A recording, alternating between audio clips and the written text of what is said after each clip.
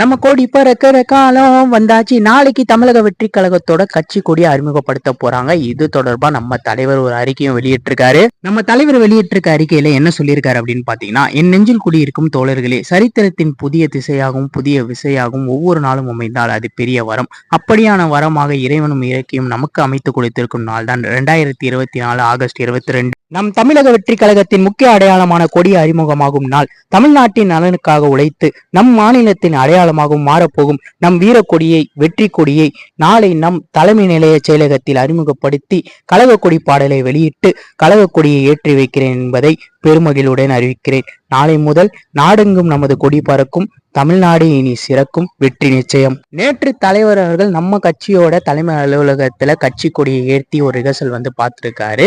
அதுல கட்சி கொடி மஞ்சள் நிறத்துல இருந்ததாகவும் தலைவரோட படம் அதுல போடப்பட்டிருக்கு அப்படின்னு சொல்லப்படுது. ஸோ இதுதான் கட்சி கொடி.